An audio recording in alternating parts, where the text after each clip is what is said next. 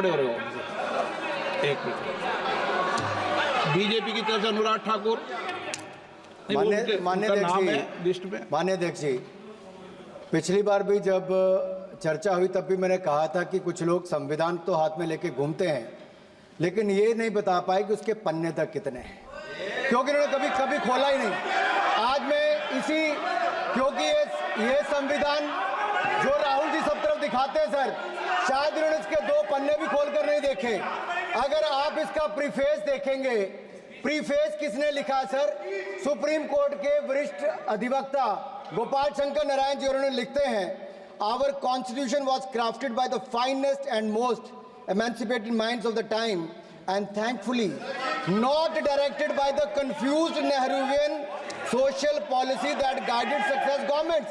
वो इनकी नेहरू जी की विचारधारा पर सवाल खड़ा करते हैं।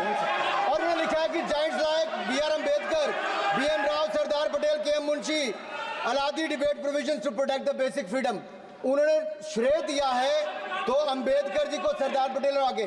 सर इसके अगले पन्ने पे क्या लिखते हैं गोपाल शंकर नारायण, और ये इन्हीं का ही है सर, मैं इन्हीं की पढ़ रहा हूँ जो इन्होंने हाउस में दिखाया। इसमें लिखा है, were it not for the strength of the document, Indira Gandhi would have been compelled to end the darkest episode in independent India by ending the emergency। यानी कि संविधान की ताकत थी जिन्होंने इंदिरा गांधी जी की इमरजेंसी को खत्म किया था, तो ये संविधान की ताकत थी।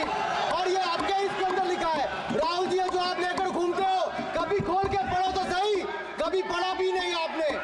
और इसमें आगे लिखा है सर, आप चेयर को बोलो, अधिकार दिया है, चेयर को बोलो, माननीय सदस्य चेयर को जी। इधर नहीं डाल। अध्यक्ष जी, ये जो राहुल जी कॉपी लेकर घूमते हैं, इसी पे लिखा है कि इंदिरा गांधी जी की यातनाएं और इमरजेंसी को खत्म किया तो बाबा साहब अम्बेडकर के संविधान ने गरीब से गरीब व्यक्ति को उसका काम दिया।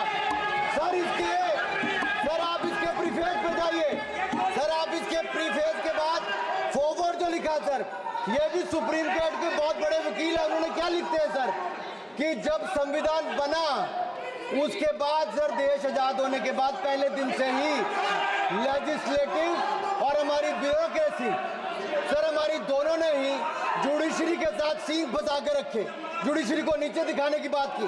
सर ये मैं नहीं कह रहा, ये वही किताब कह रही है जो राहुल गांधी हाथ में लेकर घूम रहे हैं। सर मैं पढ़ के सुनाता हूँ, from the earliest years itself the legislative wing and the executive wing of the state on the one hand confronted the judicial wing on the other with the accusation that they had vastly approached upon the powers not given to them but given to the executive। The then law minister on 28 October 1976 issued a strident warning to the judges of the Supreme Court and I quote, sir मैं quote कर रहा हूँ, an atmosphere of the confrontation was thought to be created by those whose duty it was to see that they did not encroach upon the field which did not legitimately belong to them। Nothing should be left undone now to ensure that such a situation did not recur। If even after the amendments confrontation continues, then I think it will be a bad day for the judiciary। ये कौन कह रहा है? उस समय के law minister कह रहे हैं। और क्या कहते हैं sir again, we are trying to save them from the temptation to intrude into the powers which do not belong to them। What we are doing today is not to save the people from the judges। ये कह रहे हैं we are trying not to save the people from the judges but really enabling the judges to save them from themselves। This was said during the emergency which hit the nation like tsunami and brought about the realization and the constitution could not be subverted।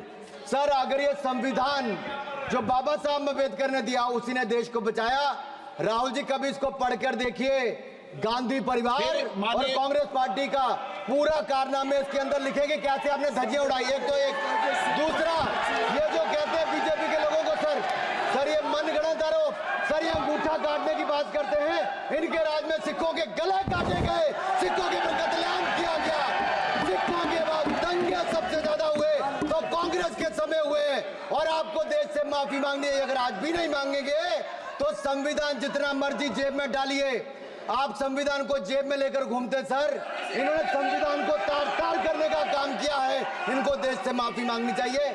मुझे आपका संरक्षण इसलिए चाहिए था कि झूठे आरोप लगाने बंद करें ये संविधान की रक्षा आपने कभी नहीं की। इमरजेंसी जैसा कालखंड आया और संविधान को बार बार तार किया, संशोधन किया, तो आपने और आपकी पार्टी ने किया। धन्यवाद सर। श्रीकांत शिंदे। धन्यवाद अध्यक्ष जी।